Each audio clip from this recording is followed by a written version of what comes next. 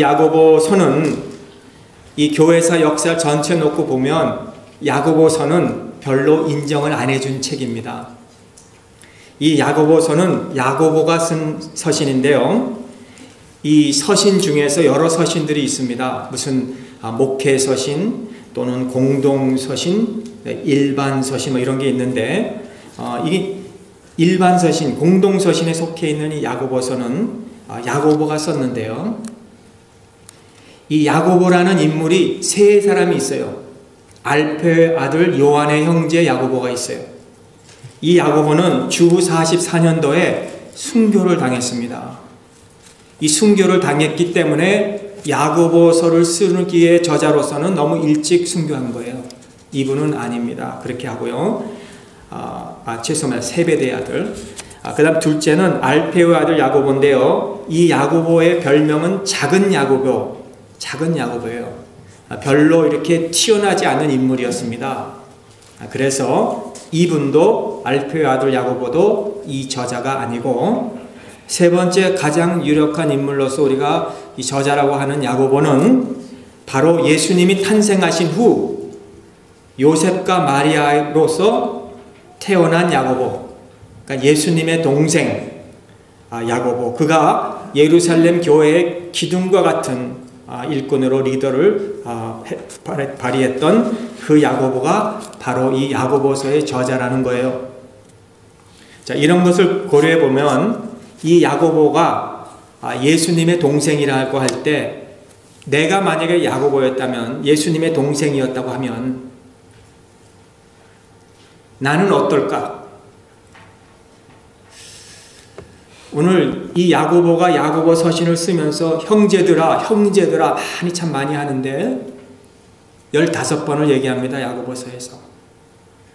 그런데 오늘 자기를 소개할 때 오늘 하나님과 1절에 주 예수 그리스도의 종 야고보는 분명히 나는 예수님의 동생 아니면 예수님의 형제인 야고보가 할 수 있는데, 다른 사람들을 하여금은 형제들아 하면서 이렇게 하는데 자신에 대해서는 이 그리스도의 종이라고 한 이런 겸손함이 어디 이렇게 나올 수 있느냐는 거죠. 우리가 아는 대로 예수님이 공생애를 시작했을 때 야고보가 참 기뻐했을까? 주님이 이제 형이 이제는 집을 나갔으니까 이제는 난 기쁘다, 이제 귀찮게 않게 하기 해서 난 기쁘다 그랬을까요? 아니면 공생의 사역을 시작해서 걱정했을까요? 성경에 보면은, 이 복음서 보면은요, 요한복음 7장 5절에 보면 야고보를 비롯한 형제들은 믿지 않았다. 예수님을 믿지 않았다. 맨날 놀고 먹고 같이 자랐는데 갑자기 어느 날 예수님이 내가 메시아다, 하나님의 아들이다라고 했을 때 믿었겠습니까? 마가복음 3장 21절에 보면은 예수님을 미쳤다라고 했어요. 예수님 쫓아가서 빨리 나오라고 하면서 예수님 형 미쳤습니다, 이렇게 했다는 거예요. 그리고 예수님이 십자가에 달려 돌아가셨을 때 마리아 어머니만 거기 서 계시고 야고보, 형제인 야고보, 동생 야고보는 거기 있었다는 말씀이 성경에 없어요, 기록이. 그렇게 보면은 야고보는 동생이었지만 믿지를 않았는데 어떻게 믿었느냐는 거예요. 고린도서 15장 7절에 사도 바울은 이렇게 말합니다. 예수님의 부활에 대한 사건을 기록하면서 이 부활을 본 대상자들이 12 제자가 거기 있었고 500여 명이 거기에 있었고 또 분명하게 야고보에게 보이시고 라는 말을 썼어요, 사도 바울이. 야고보가 예수 그리스도의 형의 부활을 보고 직접 목격을 하고 개인적인 만남을 통해서 그의 생애가 변했다는 거예요. 그리고 결국 예루살렘 교회 지도자로서 리더십을 보일 수 있었던 인물이 된 것은 바로 그가 예수님을 만나고 변했기 때문이라는 거예요. 과거에는 예수님을 형은 육신적으로 눈을 바라볼 때는 하나님의 아들이 될 수가 없는 사람인데, 영적인 눈으로 뜨고 바라보니까 이분은 정말 메시아이시고 하나님의 아들인 것을 깨달은 후에 그가 낙타의 무릎을 가진 별명을 가졌어요. 초대교회에 그가 얼마나 기도했어요. 무릎이 낙타 무릎 가진 이 굳은 살이 배길 정도로 그런 삶을 살게 되었다는 것입니다. 우리가 이 사복음서를 보면은 마태, 마가, 누가, 요한복음 중에서 마가복음이 제일 먼저 쓰였다고 하는데요. 마가복음이 주후 67입니까? 68입니까? 그때 쓰여졌다면은 바울서신 중에서 갈라디아서가 제일 먼저 쓰여졌다 그러는데 주후 49년에 쓰여졌어요. 그런데 야고보서는 주후 46년에서 7년 사이에 쓰여진 거예요. 그러니 신약복음 27권 중에서 제일 먼저 쓰여진 책이, 서신이 바로 야고보서라고 한다고 보면은 신약 성경 중에서 얼마나 이 야고보 서신이 귀하냐는 거예요.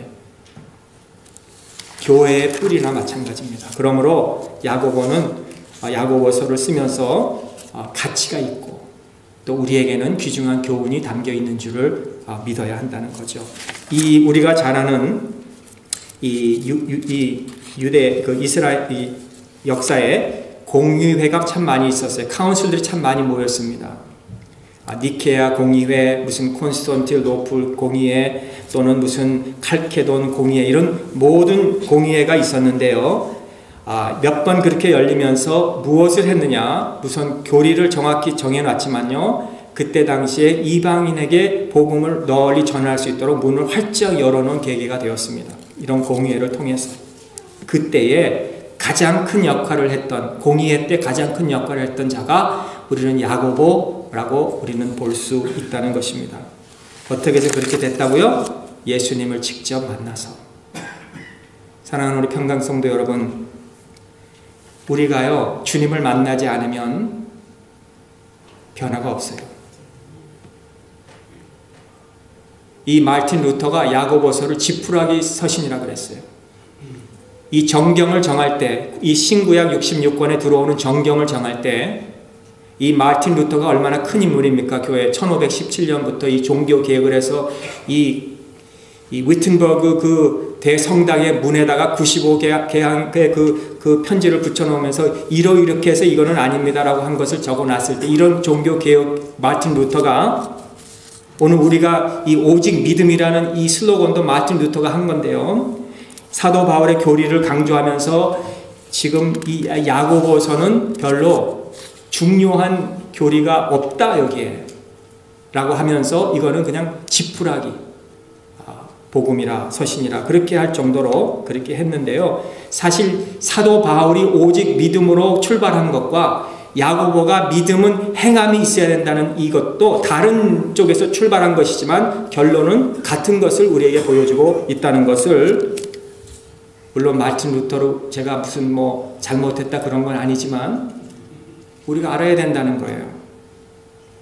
마치 복음서가 하나가 아니라 4개가 있듯이, 마태, 마가, 누가, 요한이 있듯이, 갈라디아에서 쓴 사도 바울은 그 당시에 그 율법, 무슨 규례, 규칙, 무슨 할례 이런 것을 주장하던 그 유대인들에게 예수님이 그것만이 아니다, 이방 사람들에게도 복음이 전해졌다. 이방 사람들도 아브라함의 후손이 아니지만 그 사람들이 예수 그리스도를 믿음으로 말미암아 참 영적 이스라엘이 됐다라고 그렇게 믿음을 강조한 것 같이, 오늘 야고보서는 다른 쪽에서 시작하면서 사도 바울은 육신의 외형적인 규례를 지킬 그 할례, 절기, 적절한 음식으로 출발해서 비판을 했지만은 야고보는 믿음이 있다고 하긴 하는데 우리는 노미널 크리스찬이다.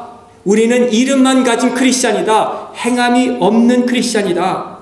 열매가 없다는 거예요. 그래서 야고보는 열매가 있어야 된다, 행함이 있어야 된다라고 그렇게 출발했다는 거예요.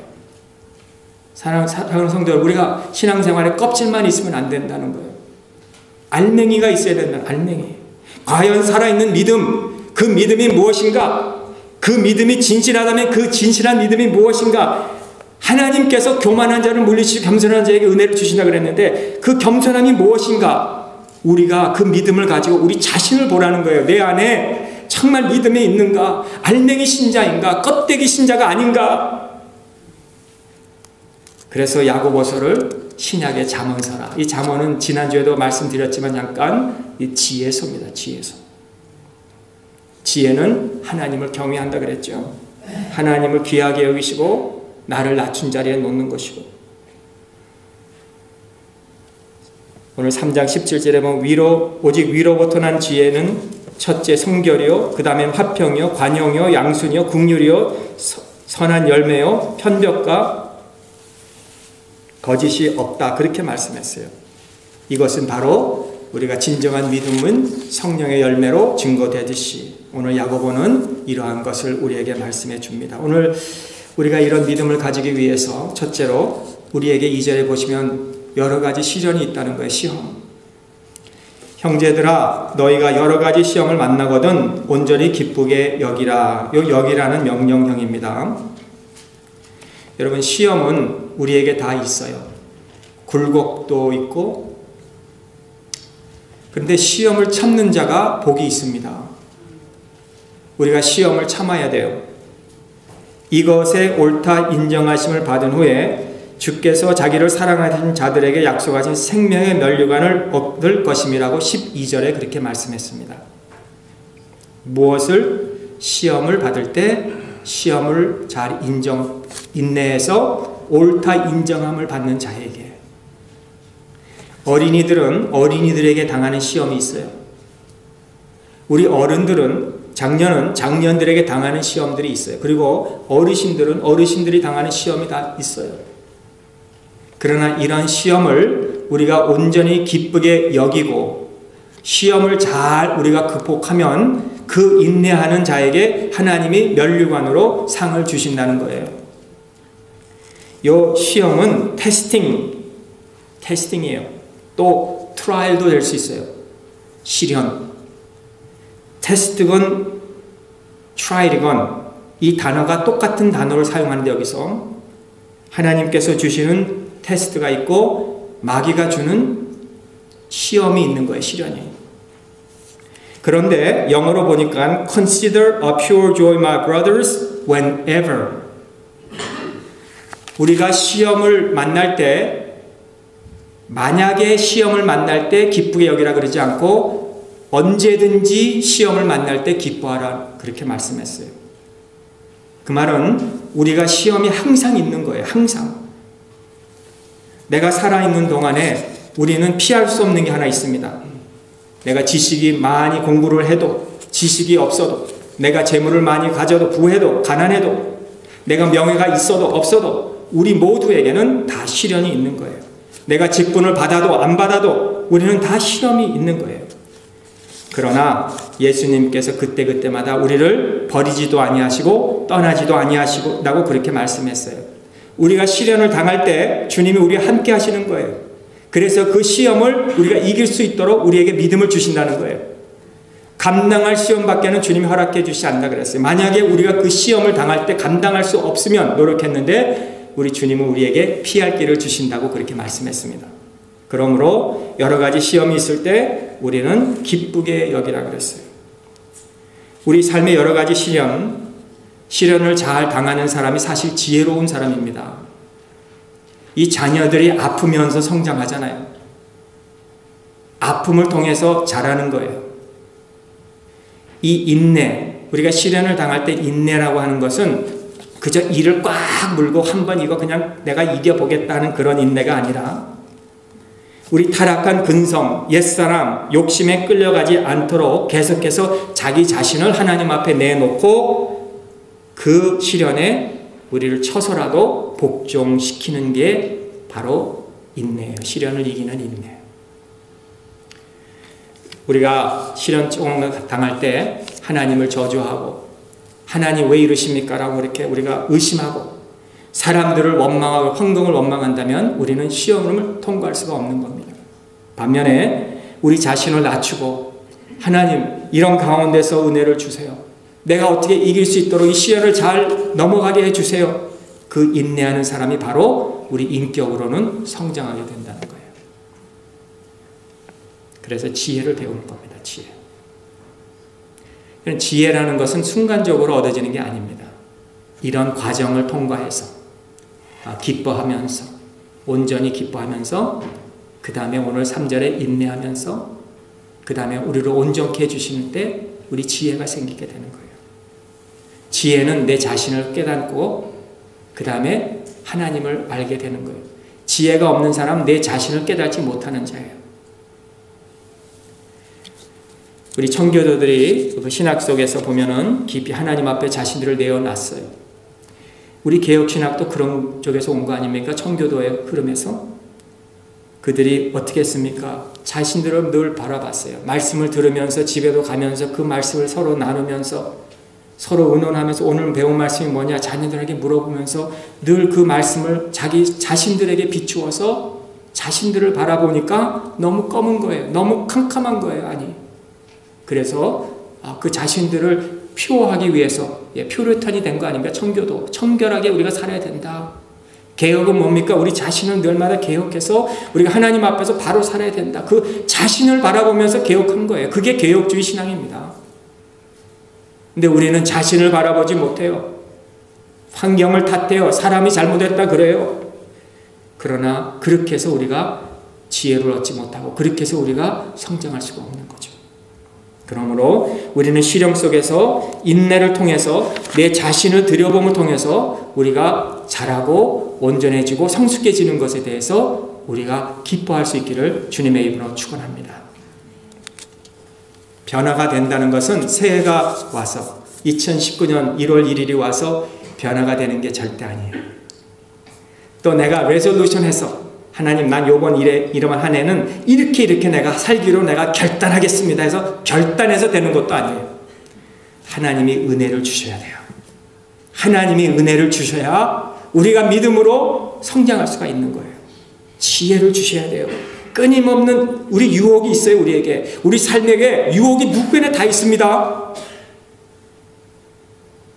대형교회 큰 목사님이라고 유혹이 없는 줄 아십니까? 대통령이라고 유혹이 없는 줄 아십니까? 큰 사업을 하시는 분이나 유혹이 다 우리에게 유혹이 있고 시련이 있어요.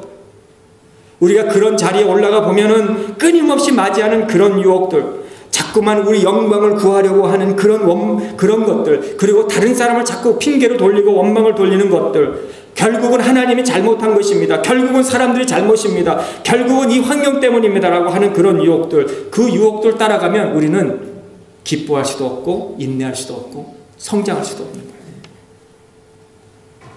내 속부터 청소해야 돼요. 오늘 말씀이 거울이에요. 말씀을 비추어서 오늘 저 사람이 들어야 된다가 아니라 오늘 이 서 있는 저부터 이 말씀을 내 자신에게 비추어서 내 자신부터 청소해야 되고 내 자신부터 깨끗하게 해야 되고 그래야 우리가 하나님 앞에 설 때 면류관을 받게 될 줄 믿습니다. 믿음이 그런 겁니다. 그런데 믿음은요 대상이 필요합니다. 우리 믿음은 그냥 덮어놓고 믿습니다 해서 믿음이 생기는 게 아닙니다. 믿음은 분명한 대상이 있어야 돼. 대상. 하나님. 믿음은 긍정적인 사고만이 합니다. 믿음은 대상이 있어야 돼요. 예수님. 믿음은 정보가 있어야 됩니다. 무슨 정보? 확실한 예수 그리스도 통한 우리 구원의 정보. 이게 우리에게 분명히 있어야 됩니다. 그리고 믿음은 수긍하는 거예요. 순종하는 거예요. 그게 믿음이에요. 대상도 있어요. 또는 나에게 확신도 있어요. 그러나 순종하지 아니하는 믿음은 그거는 야고보 사도 말합니다. 믿음이 아니라는 거예요. 그러므로 오늘 우리가 기도하기를 오늘 야고보 사도도 말하기를 누구든지 지혜가 부족하느냐 모든 사람에게 후히 주시고 꾸짖지 아니하시는 하나님께 구하라 그리하면 주시리라. 아멘. 우리가 하나님 앞에 지혜를 구해야 됩니다. 지혜가 부족할 때가 있어요. 그럴 때 사람에게 구하지 마세요. 전화 걸고 누구에게 물어보지 마세요. 하나님께 구하세요. 하나님께 엎드리세요. 하나님 저에게 지혜를 주세요. 하나님이 주신다고 하셨습니다. 후히 주신다고 하셨습니다. 여러분 우리 인생을 하나님은 꾸짖지 아니하십니다. 여러분 사람들은 뭘 하나 부탁을 들으면 꾸짖으며 주잖아요. 예? 우리 사람들이 뭘 부탁 하나 하면 뭐 그릇까지 못하냐 하면서 그래 내가 해줄게 하고 그렇게 하잖아요. 하나님은 그런 꾸짖고 주시는 하나님이 아니에요. 하나님은 후히 주시는 하나님입니다. 후히 주시는 하나님. 전혀 은혜를 받을 자격이 없는 나 같은 자에게 하나님이 꾸짖지 아니하고 주시는 하나님. 그러니 어찌 우리가 하나님 앞에 기뻐하고 감사하지 않을 수 있겠습니까? 우리가 하나님 앞에 뭐 착한 일을 하고 예쁜 짓을 해서 하나님이 우리를 구해 주셨습니까? 하나님은 우리가 하나님 앞에 그런 거 안 해도 하나님이 우리를 구원해 주셨는데 그러니 미안하잖아요. 죄송하잖아요. 꾸짖지 아니하시고 후히 주시는 하나님. 하나님은 늘 오픈한 마음을 갖고 계세요. 우리 좀 오픈한 마음 갖고 계시면 좋겠어요. 한 해. 네? 마음을 좀 활짝 여세요. 경직되지 마세요. 얼굴을 붉히고 말입니다. 뭘 하나 하면 나는 그렇게 생각 안 합니다. 내가 다니는 옛날 교회는 그렇게 안 했습니다. 괜히 얼굴을 붉히고 목에 힘을 주는 이런 사람이 되지 말고 그렇게 하면요 마음을 닫게 돼요. 그러나 그렇습니다. 좋습니다. 한번 그렇게 해보세요. 저도 도와주겠습니다. 뭐 밑자의 본전 아닌가 안 돼도 한번 해보자고요. 이 마음을 열어주는 것 이런 것이 좋은 것 같아요. 하나님 앞에 나갈 때 우리를 꾸짖지 아니하시는 하나님. 그래서 회개하는 거잖아요. 우리는 하나님 앞에 설 수도 없는데 우리에게 그렇게 잘했다고 칭찬해 주시고 마치 탕자가 아버지 앞에 돌아왔을 때 아버지가 너 빨리 가서 목욕해라 먼저 그러지 않았어요. 먼저 그 헐어 빠진 옷을 입고 냄새나는 그 아들을 안아줬어요. 그리고 입을 맞췄어요. 신발을 신겼어요. 그게 우리 하나님이신 거예요. 우리가 하나님 앞에 나올 때 우리가 다 뭐 깨끗이 청결케 하고 깨끗하게 하고 나오는 것이 아니라 우리 모습 이대로 나와도 하나님은 우리를 받아주세요. 그런 하나님 앞에 우리가 회개하는 거 아닙니까? 그게 믿음입니다. 그게 인내를 통해서 얻는 지혜예요. 인내. 너무 우리는 아닌데 생각해 보면은 자꾸 우리는 아닌데 그러다 보니까 우리 마음이 마르기 시작해요. 눈물이 마르기 시작해요. 난 과거에도 할 수 없었고 지금도 여전히 그대로고 앞으로도 할 수 없고 그래서 그저 이렇게 살자. 내가 지금 나이 보면 난 40인데 50인데 60인데 지금 80인데 나 과거에도 그냥 그렇게 살았으니까 이제 앞으로 남은 거 그냥 그렇게 살겠다. 여러분 이것도 안 돼요. 이거 괜찮은 거 아닙니다. 꼬꾸라져야 돼요. 하나님 내가 언제까지 이렇게 살겠습니까? 하나님 나를 변화시켜 주세요. 그러므로 믿음이 필요한 겁니다. 노력으로도 안 되니 성령님 우리 안에 오셔서 우리를 야고보를 변화시켜 준 것 같이 우리를 변화시켜 주셔서 여러 가지 시련이 오도 우리가 온전히 기쁘게 여기고 인내하게 하시고 성장한 믿음을 가지게 해달라고 우리가 기도해야 되는 거예요. 여기에 우리가 오늘 1절에서 4절까지만 읽었지만 여기 영적 성장의 단어들을 보세요. 처음에는 기뻐하라예요. 기뻐하라. 그 다음에는 인내하라. 그 다음에는 성숙이죠. 온전. 근데 이상하죠? 우리는 먼저 인내하고 그 다음에 온전하고 성숙해야 기뻐할 것 같은데 사역이 다 끝나고 우리가 어려운 그거를 인내를 해서 다 통과한 다음에 나중에는 온전해져서 기뻐해야 되는 그렇게 생각하는데 여기는 반대로 먼저 기뻐하라는 거예요. 인내하면서 온전해진다는 거예요. 기쁨이 바로 인내의 원동력이라는 거고 기쁨이 바로 성장의 온전의 원동력이라는 거예요. 기뻐해야 된다는 거. 여러분 시련 앞에서 기뻐하십시오. 이번 한 해도 제가 분명히 우리가 믿음으로 살려고 해도 시련이 없다 그런 말씀 드리지 않을 거예요. 여러분 분명히 시련이 올 거예요. 그러나 그 시련 앞에서 우리의 믿음을 보이시기 위해서 기뻐하세요. 그리고 인내하세요. 그러면 하나님이 우리의 믿음을 온전케 해주실 겁니다. 유명한 책이 있는데요. 내가 알아야 할 것은 유치원에서 배웠다는 그런 책이 있는데 내가 알아야 할 것은 벌써 유치원에서 다 배운 거예요. 지혜는 대학원이라는 그런 산에만 있는 것이 아니라 유치원이라는 이런 모래성에도 있다. 그런 거예요. 벌써 이미 다 있다는 거예요. 우리의 지혜가. 그런데 그 지혜는 몰라서가 아니라 유치원에서 다 배웠는데 그 유치원에서 배운 것을 우리가 활용할 때 그 기본을 실천할 때 행할 때 우리에게는 성숙한 믿음이 된다는 것이에요.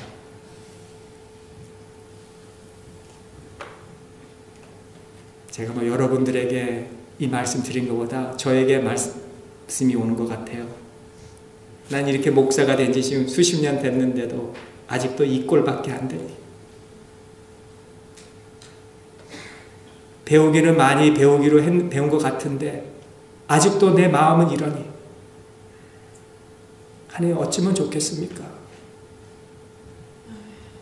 나이만 들어가고 머리만 휘어져 가고 허리만 굽어지고 기억력은 상실되는데 하나님 내 마음은 아직도 왜 이렇습니까? 하나님 우리 기뻐하게 해주세요. 그래서 그 기쁨으로 인내하고 인내를 통해서 온전한 성숙한 믿음의 사람이 되게 해달라고 저도 기도하고 우리 모든 성도님과 함께 기도할 수 있기를 주님의 이름으로 축복합니다. 기도하겠습니다. 하나님, 여러 가지 시련을 만나거든 온전히 기쁘게 여기라는 이 말씀 속에서 하나님 우리 자신을 비추어 볼 때 너무나도 우리 자신에게 주시는 말씀으로 받고 우리 남은 삶이 정말 우리 시련을 잘 인내해서 온전해져서 의의 면류관을 받을 만한 그런 기쁨을 바라보고 모든 일을 기쁨으로 여길 수 있게 하여 주시고 성숙한 믿음을 가지게 하여 주시옵소서. 예수님의 이름으로 기도하옵나이다. 아멘.